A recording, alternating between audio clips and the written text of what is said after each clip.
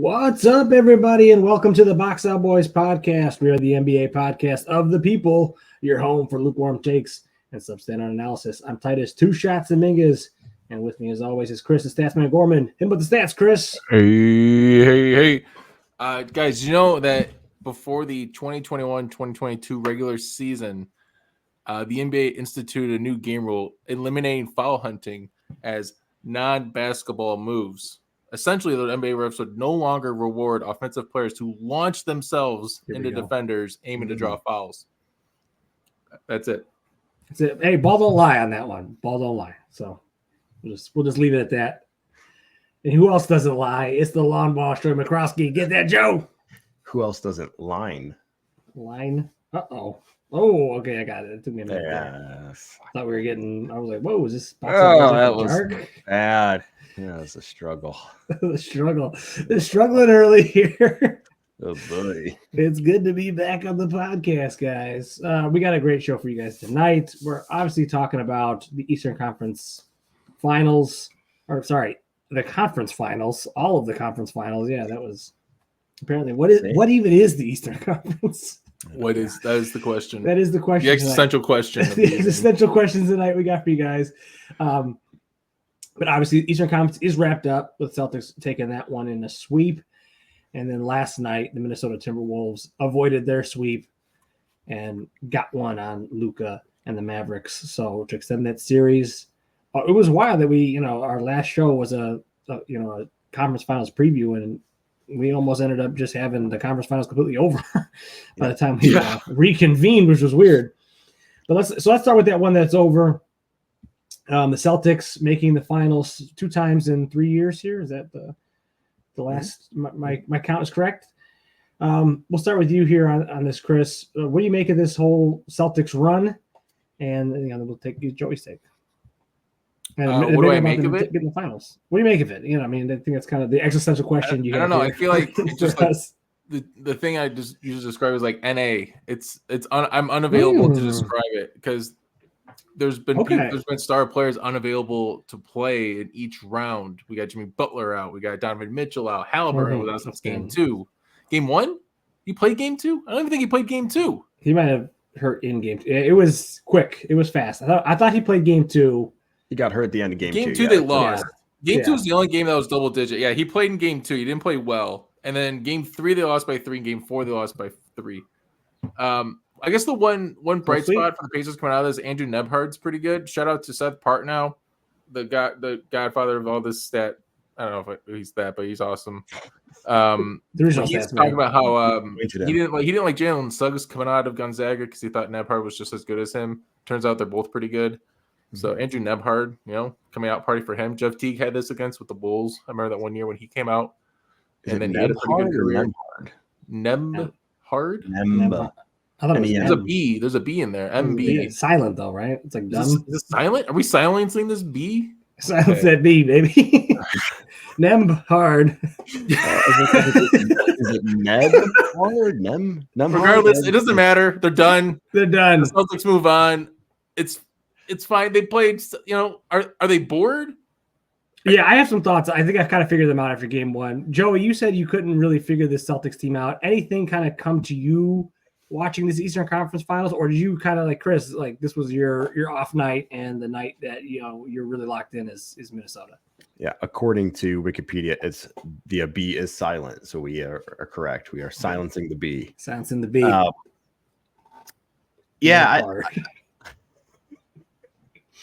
Nab.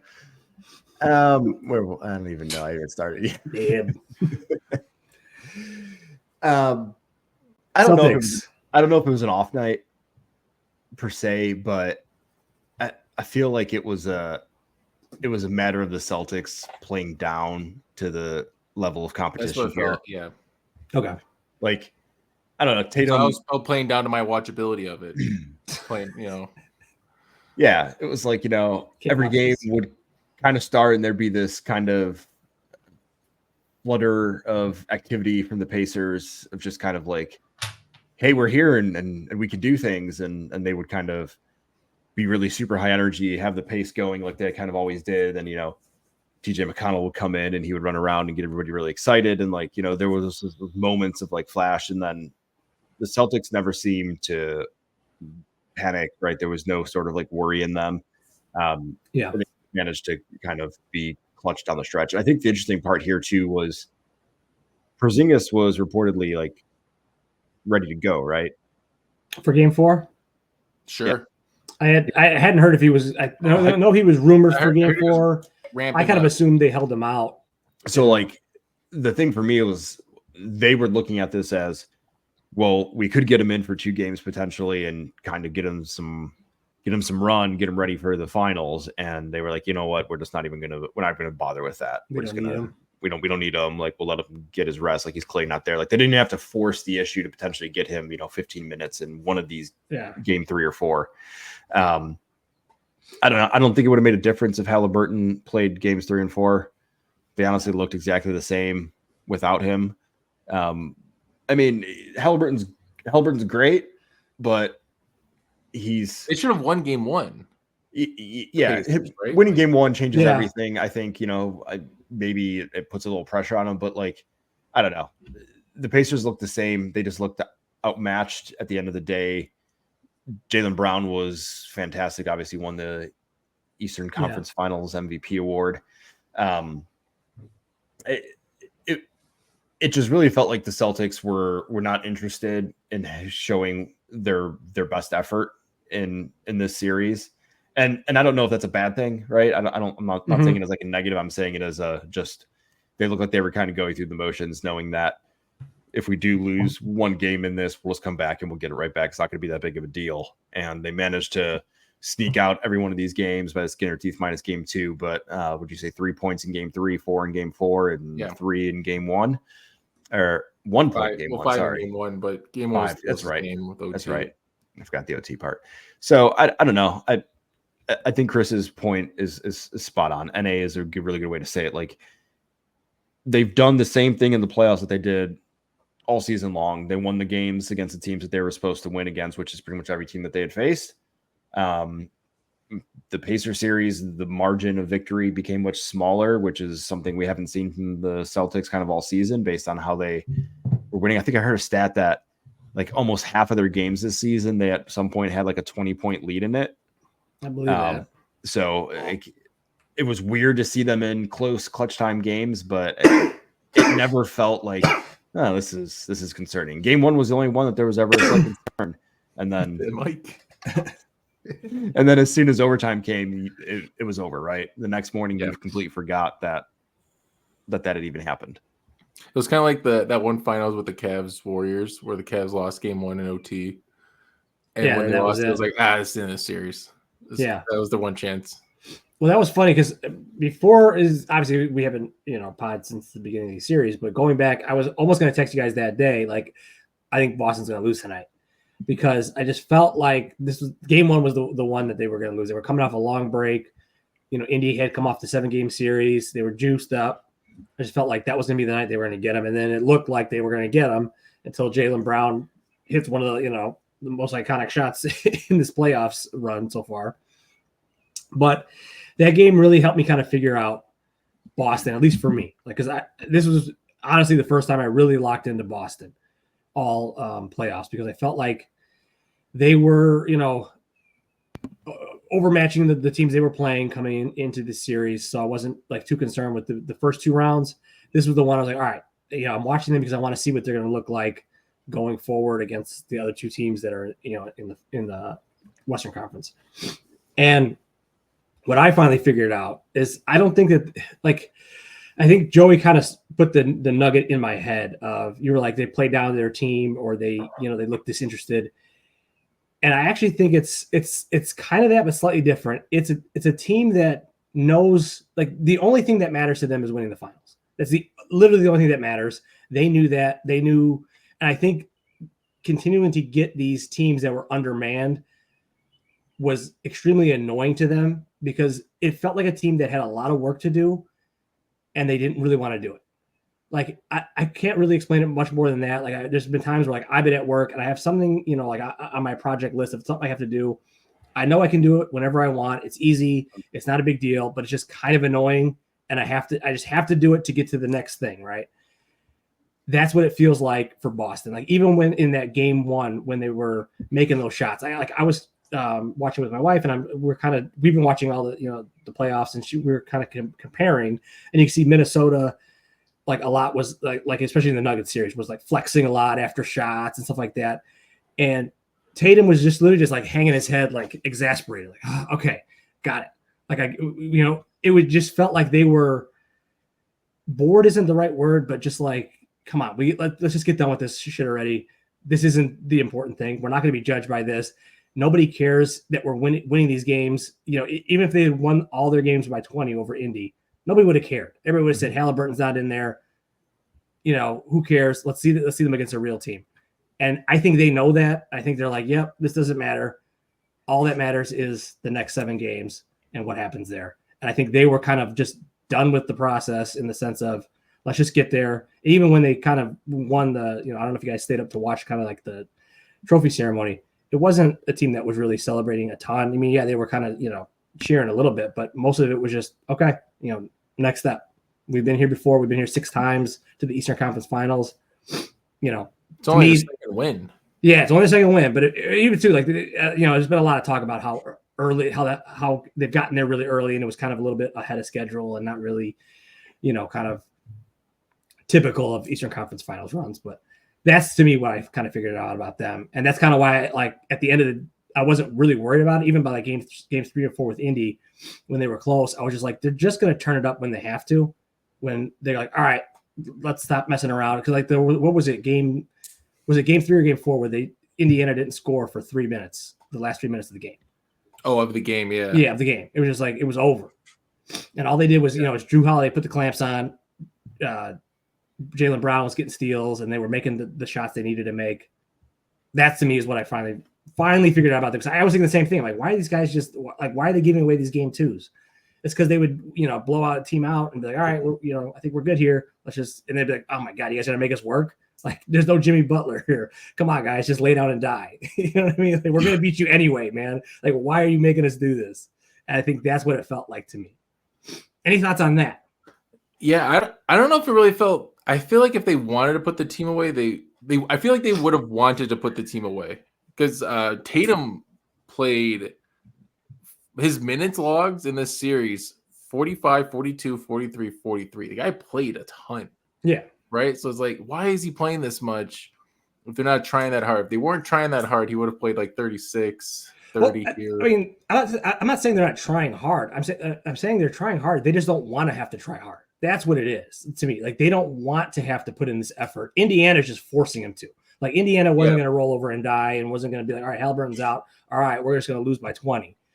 Like, they were like, all right, we're still going to be feisty. And that's kind of where you can see almost this annoyance from Boston of like, come on, man. An annoyance. Yeah, it's just like, that's the way they look to me. They look so annoyed with these guys. Like, come on, dude. Why are you guys doing this? And that's kind of the annoyance is an interesting way to put it, because then it's really like, okay, what do you take away from this? Can the Celtics, because like I still don't know if the Celtics can have a streak of not scoring for 3 or 5 minutes, because I don't know if they had that in any of these games. Yeah, where they were always just kind of scoring all the time. What kills people in these and watching the Timberwolves is that either they don't score for 6 minutes or the other team doesn't. Yeah. Right. And the Celtics feel like a team that you can just shut them down when you need to. Because I don't trust Tatum to be the go-to guy. I still know nothing here really proved it to me. Jaylen Brown looked great. Yeah. And he always does, I guess, at these moments. So we can get more into that too, specifics. The thing with them is I think kind of the other thing I figured out is they do stuff. They're the ultimate like math team with like the 3-point hunting that they do. There's multiple times where like it would be, whether it's Brown or Tatum, would be like, go to the basket and have a good look at a 2, and they would pass it up and throw it out for a 3. And I would be getting annoyed because I'd be like, dude, you guys haven't scored the last couple trips. Let's go. You're down 5 to Indy, a couple minutes left. Like, what are you guys doing? Just get the basket. But they trust their system in that sense of like, we're just going to keep shooting the 3s because that's what's ultimately going to. It's like the math question that everybody talks about, right? That I'm always talking about with like, it's just a math problem where if you shoot enough 3s, you make enough 3s. At the end of the day, you can't, and I think that's their Their whole thing is let's just get up as many shots as we can, and it's not going to look great at times, but they're just going to pick at you to death. And I think they don't necessarily have that one guy. They don't have a Luka. They don't have an Ant, but they got 4 or 5 guys that can just on any given night can just give them 15, 20 points, and they're going to be fine. And they're not going to have those. We can get into more like matchups once we have a matchup set, but I think they're going to be okay. Yeah, actually, that's a good point. So they went 44 3-pointers, 46 3-pointers. Yeah, like this team just keeps shooting. They just keep shooting. 37. It is annoying as shit because there's times Tatum is the 45, biggest culprit. That's crazy. Yeah, he's jacking them up and he's not even making them. And I'm like, dude, and he's been struggling, from his shot all kind of playoffs, but he hits the big ones. There was a couple of moments where he hit the one late, and I'd be like, that's the method. Just keep going. He's like, we're gonna get him. I forget who it was. The tall center, the guy that's been coming in, but he's been played out of the Indy series. Cornette, yeah. I think it was Cornette. Like even he was missing a bunch of shots, and there was a clip during the game where Tatum comes up to him and goes, "Nah, man, just keep shooting. Like, you're fine." Yeah, that's what he's like. That's their thing. Like they just keep shooting. Joey, any thoughts on that? I was listening intently, and all I kept thinking was all the things that you're referencing as like positives. Then like the next sentence, you would kind of put like a caveat of like a negative on it. It was interesting, and I was also thinking too, like the thing about like their system of putting up a ton of shots, like you're thinking that's a positive, right? Like that's their system, and that's to me personally, I don't like it. Like as a basketball fan, I'm watching it. That's kind of maybe why it sounds like a negative. Like, but I understood that's what they're doing. Yeah, it's not necessarily a positive to me. Yeah, that makes sense. Yeah, it's like Chris was saying. I think it kind of all comes together of like if this works for them, if not if it works, if it ends up panning out for them in the finals, no one is going to fault it, right? Yeah. But like the thing that's always been their struggle is when it's mattered most, they haven't adapted and they've continued to do their exact same thing of trying to shoot themselves out of everything. And when they've lost in the finals 2 years ago to the Warriors, and then in the Eastern Conference Finals to the Heat last year, the Heat was probably more of a fluke, but it was your shooting isn't there. You have to do something different. We can't adapt, and they continue to do the same thing. Now the team is different, right? They've added in Drew Holiday, who's much more kind of calming presence. They've added in Porzingis if he manages to play, which I'm assuming he's going to. So like they've added in some people who will help them get out of the 3-point struggle if they have to. But it'll be interesting to see because I don't disagree with anything you're saying. I think it was just it's weird to say that they were like annoyed, but I kind of get your reference to like when you have to do the same thing at work all the time, you're kind of like, I don't get excited about this. When you get something new, it's like, okay, it's kind of fun. I might just try harder and get this done. So it's not a challenge, right? Well, I don't know if they were bored. I think it was just more for me. It was like, we're going through the motions. We're not going to be like super crisp and like super into, crossing our T's, dotting our I's. It's like, we know we can win this if we have to, if we have to clamp down and do it, which they did. But like, even when they got into clutch time, it wasn't even like they were clamping down super hard. It was kind of like they turned it up a little bit, and it was just in kind of an easy walkthrough for them. Yeah. And I think that's the thing to me that I saw was a team that can go, all right, they know what they need to do. And when they're in the finals, they're going to be engaged in a way that they haven't been all playoffs. And then people are going to be like, this is the Boston we wanted to see. And I'm like, yeah, well, they were there. They didn't have to do any of this stuff. Yeah, the biggest question is going to be, right, it's been 2 months now of not having to play your best basketball. And they're going to be facing a team that has spent 2 months playing some of their best basketball in the Timberwolves and the Mavericks, if it's 2 months, whatever the time range is. So, like, that's going to be the big storyline of does Boston have a lag of playing these beaten up, downtrodden teams, and is it going to take them a little bit of time to kind of ramp up and find the energy, or are they going to come in and ready to go? Yeah, and that's they should be ready to go, but yeah, that to me is I think the biggest thing that, like, for me, the fear was alleviated kind of watching them in this conference finals was I think that's the only thing they're thinking about. I think that, like you said, like they haven't really haven't had to play for 2 months, but I think the only thing they've been thinking about for 2 months is the finals. Like they're just like, all right, let's just get to the finals. Let's get to the finals. So I don't see. I think this team's going to be locked in. I think people are a little underrating Tatum and Brown when we get much deflection from the Boston. One last question I didn't mention to you guys prior, but I was thinking about is there a team that the Celtics could have played that would have been like, oh man, they beat them. All right. In the East? I mean, maybe a Bucks, yeah, with Giannis. Healthy Milwaukee, yeah. I was thinking maybe a healthy Sixers if Embiid didn't get hurt. That would have been either one of those. Yeah, both of those. Yeah. It would have taken both of those teams for people to be like, see, they actually are really good. Yeah. Everybody was naturally going to say that they just had a really good regular season because they've always done it. And if they played these teams, which they ended up doing, nobody was going to give them credit for being good. It was just, it was impossible for them. Like Titus said, if they won every game by 20, reaction would have been, well, they didn't have their stars and they're bad teams. They should have won by 20. Like that's what they're supposed to do. Yeah. That's what supposed to, like, they would have been like, okay, cool. Yeah. See if you could beat Minnesota by 20. Yeah, that's all they couldn't win. There was no way they were winning in the court of public opinion, like in general. And I feel like nobody likes them. Instead of people like knocking them, nobody's talked about them, right? It's just been like, well, they played bad teams with injuries. So like, okay, great. So I think even before like all the injuries too, I think everybody kind of assumed they were just going to walk to the finals, and they did. They did. So that's why I don't like. I forget who I was listening to.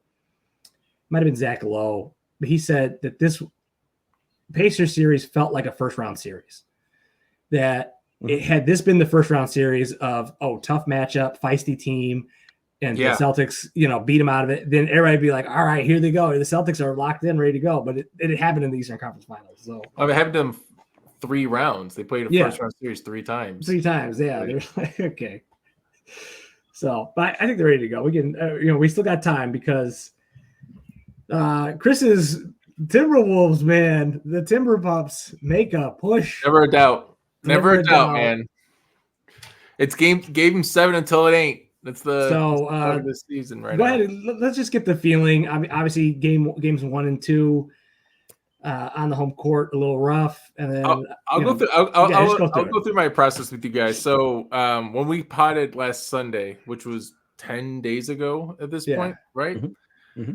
Mm-hmm. Good math. I was so happy. you were very happy because I felt like a little annoying kid that just wouldn't shut up. I'm listening to myself on this podcast. Like, Chris, shut up. But anyways, I went back and listened to it just to like kind of refresh because every whether it's JJ Redick's pod, whether it's Lopez, whoever I'm listening to, so there's 5 or 6 podcasts. Yeah, no, right. Just like going through them. They're all saying the same stuff. The talking points are like, well, Ant is only 22 years old. Yeah. Well, this could have, and like it's Luka's time. And I'm thinking like if Cat made like 4 3-pointers, this series could be 3-1 the other way right now. They would be up 3-0. Yeah. Like he went 3 of 22 in the first 3 games. If he went 6 of 22, they won 2 of those games. So like this series has been insane. And that's why I would have been so bummed out if they swept yesterday because of how close it reminded me of that Nets Celtics series that was a sweep for the Celtics. Yeah. That was so close. Yeah. Each game. And I was listening to our pod previewing this series, and you guys especially made some very great points. I wrote down a couple of them. Joey, you said that if Cat is at least 80% of what he was in this series, the Timberwolves have a chance of winning. Problem is Cat was 20% of what he was for his first 3 games. He finally came alive last night, which is great. And then you also said Kyrie's the X factor, which he is. Because this guy is playing like everyone's like, remember Kyrie? He's always been this good. It's like he doesn't drop 30 every night anymore, guys. Especially in the Thunder series. He didn't drop 30 once in that Thunder series in those 6 games. Last year it was 22. He's gotten 30 and 33 games 1 and 3 in this series. So Kyrie playing out of his ass.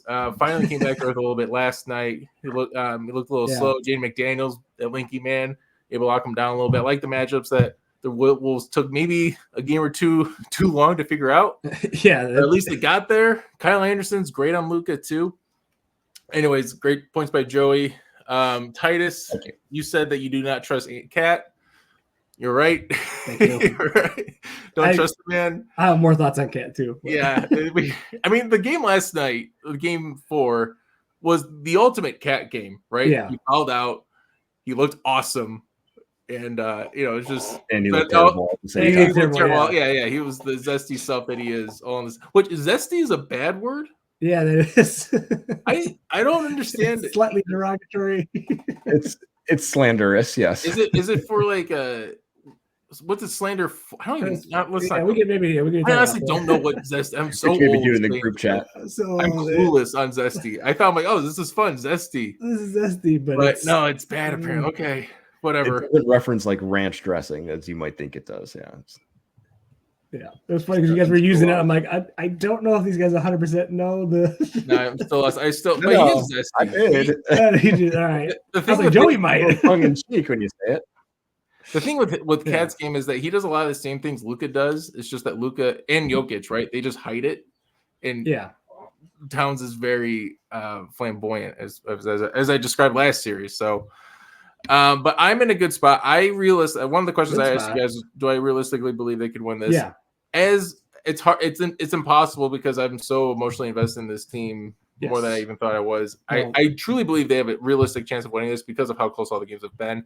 Now, Game 4, the Mavericks looked like the better team, and the Wolves still somehow won the game. 30, all the turnovers the Wolves had, missed free throws. They shot like 66%. Mm-hmm. So dumb. And Cat fouled out, and there's so many fouls, and Scott Foster's just if it was your first game that you ever watched, if you told your friend like, "Hey man, just watch one NBA game, just the series is going to be really great." good. Yeah, and they watch that game. They're not watching the game again because the game wouldn't even end. Scott wouldn't even let the game end. Hey, no, there's still 0.2 seconds. There's still 0.2. Come on, guys. Inbound it. Yeah, get on the court.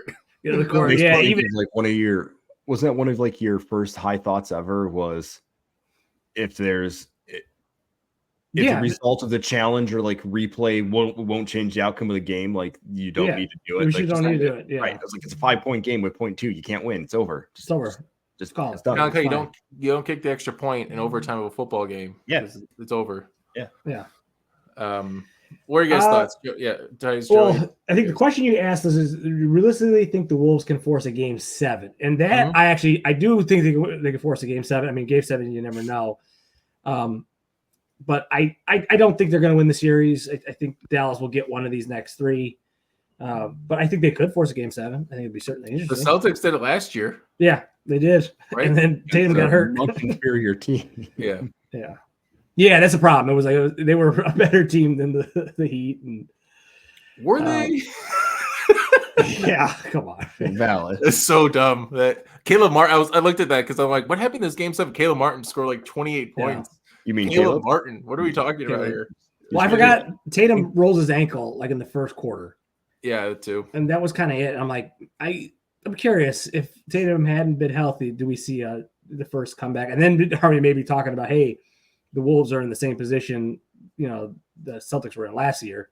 So like they get, because game 7's at home. So right. That's the one thing that I think if you're Dallas, or a fan of Dallas, you gotta be a little bit nervous about. Yeah. Did Dallas look a little bored to you guys in game 4? No.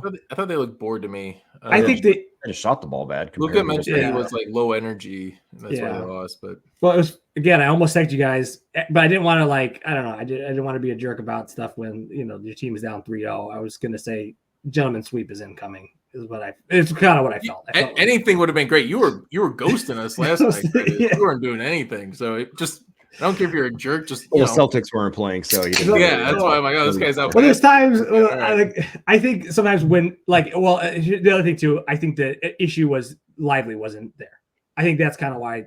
Otherwise, I think it's sweet. I meant to ask that too, yeah. Yeah, so I think when Lively goes out, the second half of game 3, it got real tight, and that's even when the Wolves almost kind of won. When they up like 18 points or something. Every game, it doesn't matter, dude. Every game they're up. I couldn't remember if it was them or if it was the Celtics that were down. No, the Wolves have been up with 5 minutes to go. I'm pretty sure every game this series. So they were up, and I felt like when Lively was out, the game completely changed as far as like what the Mavericks could do offensively. They didn't have that outlet that was just kind of killing the Wolves, and that's kind of why I didn't chip in the group chat, because I would have been like, dude, Lively's what do you think he's playing tomorrow? I haven't heard yet, but if he's not playing, they won't say he has a concussion. Yeah, the dude has a concussion. Yeah, what are you talking about? He said he doesn't have one. No. Yeah. Oh, please. You don't get kneed in the back of the head like that. Talk to any yeah. MMA fighter like that. Yeah, no, you are out for 2 weeks. That is, if he comes back, that's insane to me. Like, there's no, I would be shocked. I still think the Mavs can win it without him. I think it'll be a lot harder. I think, I think if he would have been there, I think they would have won game 4. I think it would have been a sweep, but I think they close it out in Minnesota, even though it's going to be tough. Game 7, yeah. Game 7. No, I think if it gets to game 7, man. I don't know, man. That's a tough one. I don't think Luka's been there before. That's the thing. Yeah, he's done it. So, but also, as much as I really kind of one of the takeaways from this series is I really, really don't like Cat. I really don't. But I love Ant, and he's the only guy that makes me nervous. Like on their team, as far as like if a game 7 with Ant, that would not be something I would want to see. But you'd have Luka and Kyrie on the other side, so. Whatever. Joey, what are your thoughts? Joey, yeah. I don't know. I feel like there's too much analysis on this series, and to me, like watching it, it feels like the two teams are almost identical in like the outcome of their actions. Like the Timberwolves, I would say on paper, should be a better team, right? Luka and Kyrie carry low, but like as a total package, the Timberwolves have a better roster in like full construction, right? But they both have this ability to like make these bad decisions in important moments that can either be extremely fruitful for them or go like horribly wrong. And I feel like in the first 3 games, Luka and Kyrie were kind of putting themselves in positions that like weren't always spectacular, but they were making those shots, right? Like Kyrie was hitting, like how many of those left hand, like little hook layup things across the paint did Kyrie hit in the first 3 games? Like it felt like it was filthy. Right. It was filthy. And then last night it was way different. And I feel like the big thing that they switched was instead of making Anthony Edwards guard Kyrie and get torched by him while Luka also destroyed Jaden McDaniels, it was kind of like, hey, if Luka is going to get his no matter who's guarding him, let's put Ant on him. And if Ant gets, 1 or 2 steals on him but makes him work a little bit, that's a positive. But if McDaniels with Ant on him, but like if McDaniels locks down Kyrie and we eliminate one part of this factor, like does that kind of help change it? And it did. Like Luka looked way more tired last night. He was way more frustrated, right? He was complaining a lot more. Physicality was up on him. And the first 3 games when they were playing well, like he was kind of getting through that, some of those hard contact fouls, and he wasn't complaining as much. Then last night he was kind of turning it up a little bit. So I don't know. I just feel like the Mavericks shot the ball really, really well in games 1 through 3. Obviously, Karl-Anthony Towns didn't do absolutely anything in those games. And like Chris said, making 3 or 4 more of those shots, and maybe this is a 2-2 series. Maybe it's 3-1 the other way. Probably not, but like it's probably 2-2. All right. It's realistic. Nas Reed hits that shot. It's obviously right. Nas Reed hits that. Like, they're not that far off. Like they don't look outmatched. Neither one of these teams looks outmatched. Nobody looks like there's like a hands down winner or hands down like better team. I think the fact that they just shot the ball really bad in the first few games and the Mavericks didn't is, the way the cookie crumbles. But yeah, game 7 seems like a stretch at this point. I mean, it's hard to do. And the Timberwolves haven't been that great at home this postseason. Yeah. Like it's a weird one. 3 and 4. So every game I go to, they win. But you've been recording game 5, homie. Are you going? It's too no, I can't. No.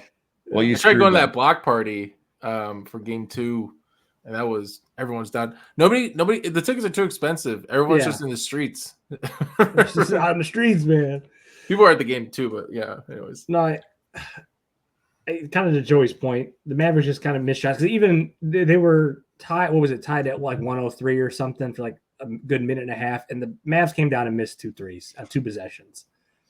And that's what I remember that because I remember thinking, I don't. I have to look at the play-by-play exactly. Chris, you're doing the furrow of the brow there, but there was one where they got to stop, and it was a tie game, and I think it was Luka missed one, and then I think maybe PJ Washington missed one on the next player, maybe his flip flopped. But like to me, I'm going. You make those 2 shots, you're up 6 with a minute left, and then it looks like games 1 through 3, just like you guys are saying, like where any of these games could go either way. I think this is a very good example of where the NBA is going, where all these teams are just very evenly matched, and it comes down to who makes the right chess moves, the right adjustments. Like the Jaden McDaniels adjustment on Kyrie was great, and it frustrated Kyrie for a game. Does it continue, or does he kind of figure that out? Did the Mavs have a counter? I think that's kind of where it's going, where it's just going to be a lot of these. All right, I don't like that, that matchup for Rudy, so we gotta change that or whatever. That's actually something else I want to ask you guys about. How have you felt about the Rudy hate? Because I'm kind of getting annoyed with it, and I'm the biggest Rudy hater. Wow. And even I'm saying I don't think there's. But you still hate Cat, even though he's getting almost as much hate. Yeah. Oh yeah. Cat. He deserves it. He deserves it. God. No, okay.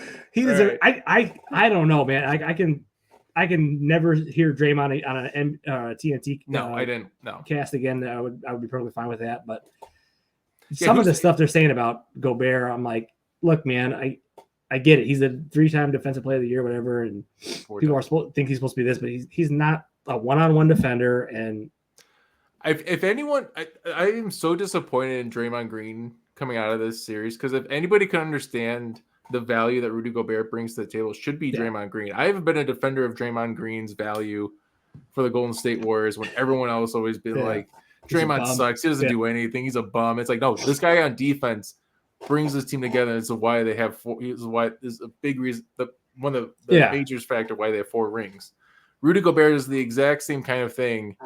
In a different way, obviously, for the Timberwolves and for all the teams. And Draymond's like, nah, this guy sucks. So fuck you, Draymond. Like, if you're not able to recognize that, then you're not an analyst. You're just a hater. Like, you're not actually trying to do constructive basketball analysis. Get off TV. Yeah, Glad he's not going to Minnesota for tomorrow. Go back to your kids. So, yeah. We wouldn't be the first ones to say it. Luka's doing that step back to everybody. You know what I mean? He's doing that to everybody. Yeah, whatever, man. Like, yeah.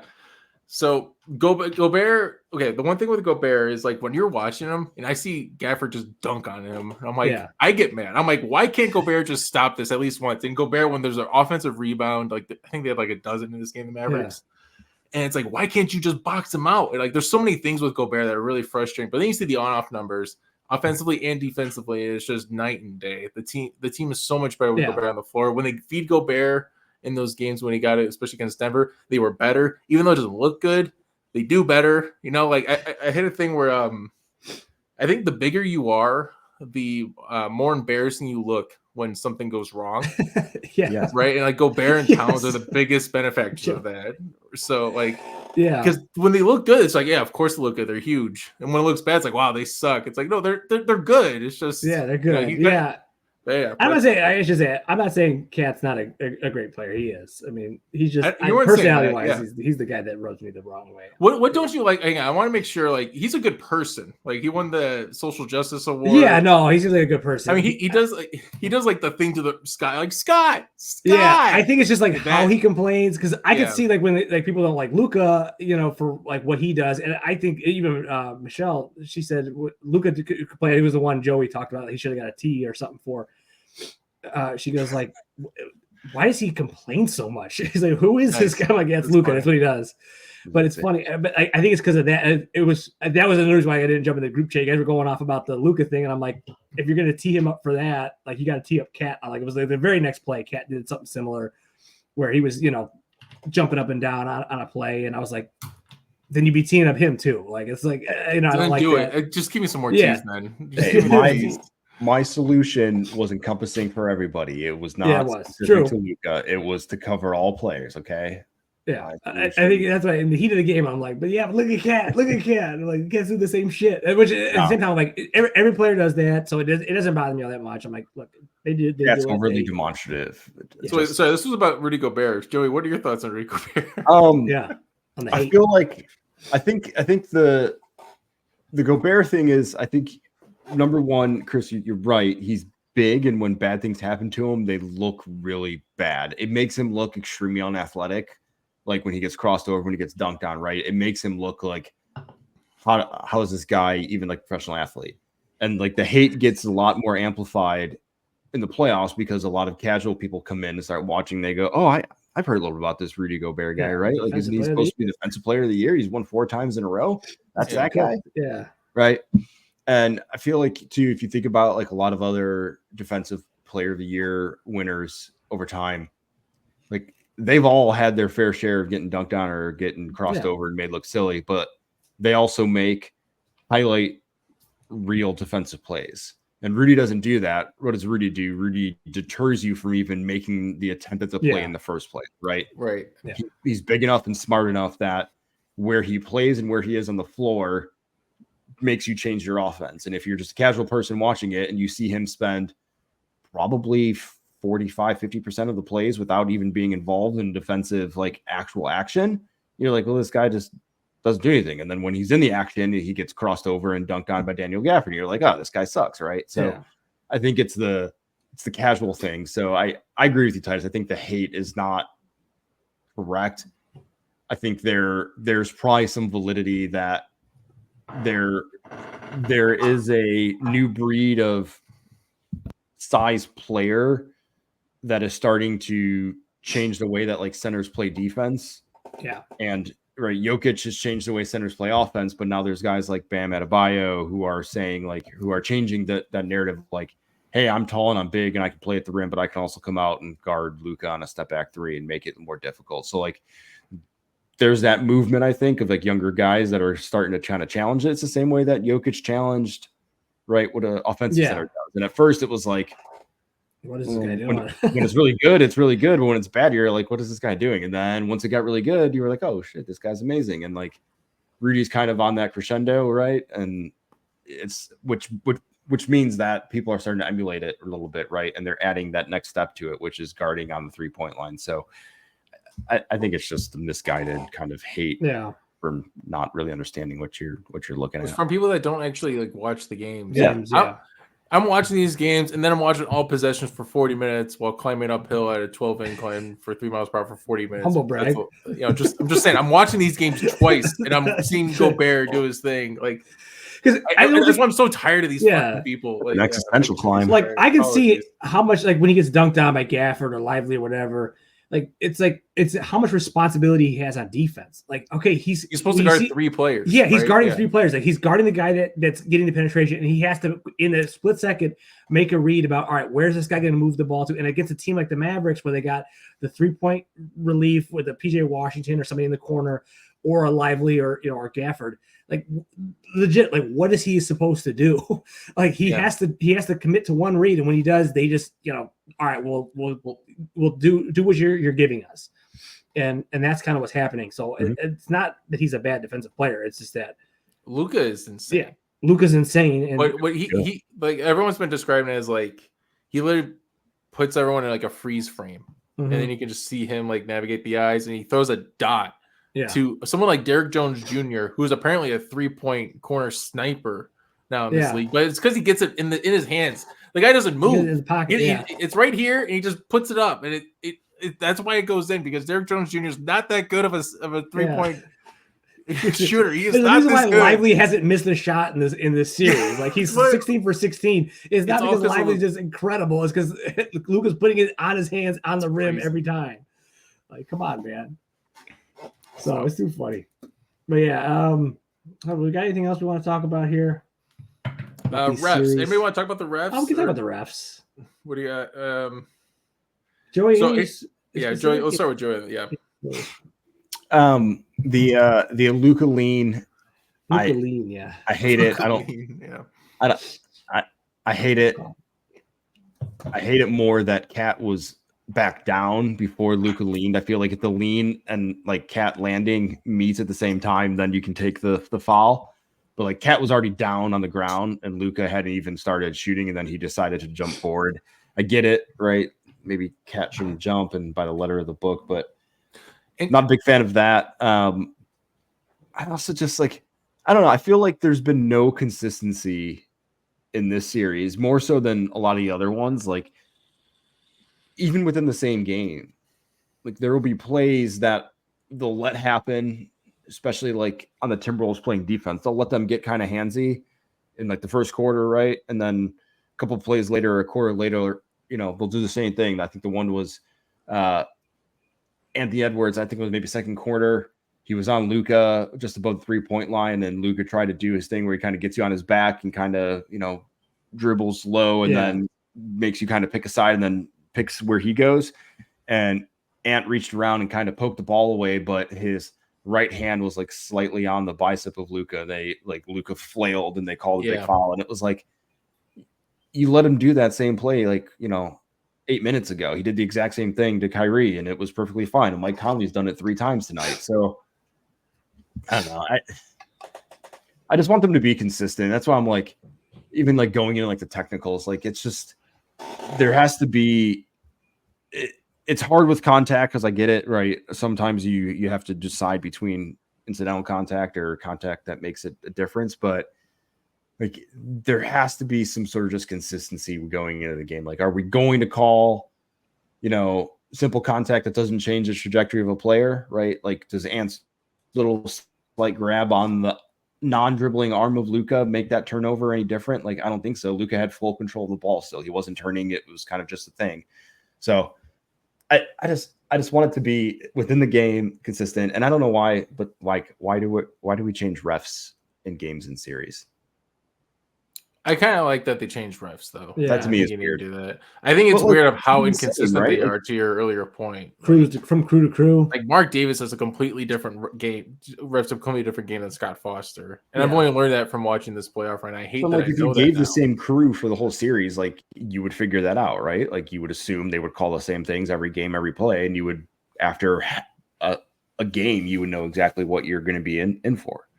I think that might be one of the reasons they switch it up, is so that there's no sort of, all right, well, we can get this now.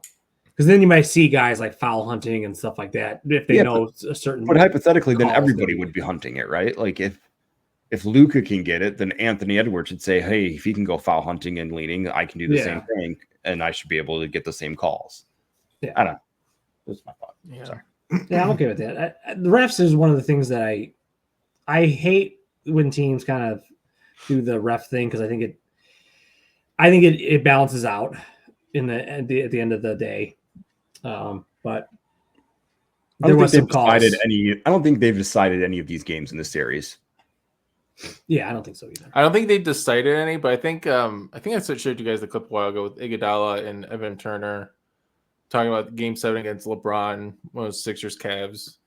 And like Iggy was saying how hey, we got to win this game by at least 7 points because the refs are going to be on the Cavs side. And that's kind of what looked at this. Like the Timberwolves have had to, I feel like, fight a uphill battle a lot. So I feel like the Timberwolves get a bad whistle, and I think it's partly their fault because they don't know how to draw the fouls as well as a Luka or a Nikola Jokic knows how to. And also, I think there's an agenda for the Timberwolves not to make it to the finals. I don't know about that. I will say, dude, if you listen to Reggie Miller on the broadcast, listen to him tomorrow. The guy hates Minnesota. The guy does not say one nice thing about the Timberwolves at all. Like, Reggie, you're from a small town, or you played for Indiana for like 15 years. Like, don't you at least relate a little bit here? Come on. If the Timberwolves didn't win that game last night, I feel like there would have been more ref conversation. Yeah, I think so. Cat falling out when he did, a lot of people would have went back to that Luka leaning 3-point foul. They would have gone back to everything. And it would have been pretty tough. Plus his Kyle Anderson. There was one of his offensive fouls that Maxi Kleba drew on him. That was like he was moving still, and I hate the charge where the guy, it's not even his defender, somebody else that just comes out from the guy he's on to try to make the block. I don't like that call, whether it is or whether it's one or not. The one you were kind of talking about with Luka, with Cat getting that 4-point play, or Luka drawing that 4-point or the 3-point foul on Cat. The zestiness of Cat came out there where I looked at his foot came out a little too far. Like maybe that was it. Like because he just plays like 6 inches too wide. Because the guy doesn't know his size. Out of control, like a little bit. A little bit. Fucking game. I can't stop swearing. I'm sorry, but he plays so out of control. I mean, he's out of control at times, and that's like another reason why I don't like him because he plays out of control, and then is like, "What, me? I fouled him?" I'm like, yes, dude. Every time, though. You like how Stan Van Gundy will watch these replays, and he's like, "That's a foul." He's like, "What? I don't know what you're complaining for." That's a lot of them are. Yeah, a lot of them are fouls. Yeah, 80% of them are fouls, but he's got a good 20%. Like that, but the thing is, he complains every time. So it's like, shut up. It's like, come on, man, just stop. I guess if he gets him to listen to him one time, he feels like he did something. It doesn't. He's like, I think he's one of the few players that, or maybe the only one, where the longer he's been in the league, the worse his whistle has gotten. The guy can't draw a single foul. Like he does a little bump and tries to put it up. It's like, nah, that's on you, buddy. Every time, like, Cat's whistle sucks, dude. He's too strong and he's like too powerful, like up with the ball, right? The ball's never low for Cat when those fouls happen. He always is playing with the ball up at chest and head level. So like you think like a Joel Embiid, right? When he gets a lot of those calls, what's he doing? He's dribbling, and then the foul comes on the way up and then they get like the contact. So like I feel like this is a different way that he's playing where you're not necessarily like you said, some guys just know how to create, make those contact and get fouls. Like there's a certain somebody on the Bulls who is absolutely terrible at it, right? Yeah, it's just it's a skill, and Luka has it. And Luka developed it, and Cat decided not to. Cat doesn't have it. No, my closing point on this series though is that the more I look at this Timberwolves team, the more this is Cat's team, where he's 28 years old. He's in the prime of his career. Him and Jokic were in the same draft. If the Timberwolves are going to win, it's because Cat is averaging 25 points in every win. Anthony Edwards, I think his limitations have been exposed, especially in this series, where his playmaking is just not there yet. His vision isn't there. He's 22. We had this conversation 3 years ago with Kobe White. He's 22. Give him some time. They're on two different levels. Kobe finally broke out 3 years later, but Anthony Edwards, 3 years from now, imagine where he's going to be at. He's coming. He's 22. There are levels to this, and there. What my point is more that I think Cat plays a more pivotal role in the Wolves' success than I think people want to give him credit for. No, I think it's fair. I think it's 100% fair. I think that's why they're a little bit in trouble. That's why they're in trouble there, buddy. Because they're relying on Cat. We'll see. We'll see what happens. I think it's going to be Game 5 is going to be fun no matter what. Every game has been fun. At least, for me. Again, guys. Personally invested. But. So we'll either pod again on Monday after game 7 or just Wednesday because the first game's Thursday. Yeah. Any initial thoughts on the finals before we go here? They're not set yet, Titus. No, we can talk a little. Okay, so here's the thing. I didn't want to talk about the finals too much because everyone's talking about the finals. It kind of annoys me. Where it's like, guys, it's not best of 5. It's best of 7. But also, we've been the box here at the Box Out Boys. We've been bad at trying to predict who's going to win the next round. With the Bulls, we're talking about the Bulls forcing a game 6 against the Celtics in round 1, right? That was a talking point. Somebody talked about that. I don't know. We've had some tough moments, so that's why I didn't want to. Yeah, and also because the Wolves are down, I don't want to really talk about it. But I think whoever comes out of this series in the West, I'm consistent with the point that they're going to win. I think they'll beat Boston. Yeah, so, I know. I think Boston's going to be. I think but I actually think Minnesota would be an easier matchup, if I'm being completely honest. Ooh. The one other thing I wanted going back to Boston though. Come on, I mean that ended so badly. Just refound Kyrie. Just that's going to be a zesty series. That would be fun. No, that would be fun. That'd be interesting. There was a stat that was going around that a team coming off of Game 7, they're on 2 days a day of rest or whatever. And if they play against a team that did not have a Game 7 that previous series, they are 0-14. So, like, the Wolves were going to lose Game 1. Problem is then they lost Game 2 and 3. And it's like, okay, wait, hang on. But, so that's the thing. If this goes to 7, so it kind of plays in the Celtics' favor because then it's only 2 days rest. And Celtics have been off for like 10 days.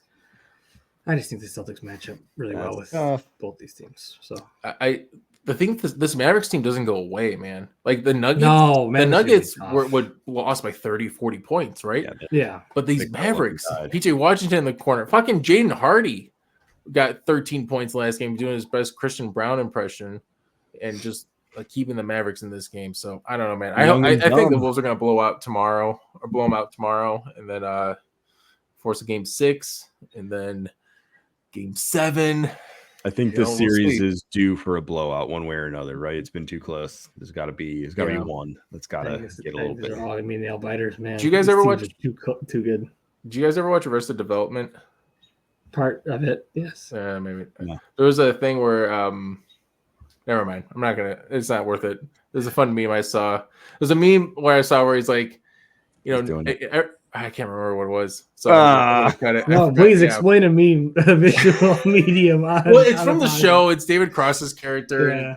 It's like no one's ever come back from a 3-0 deficit in the finals, but maybe we could. In context, it makes sense because this is bad. Let's cut this. Where's Adam?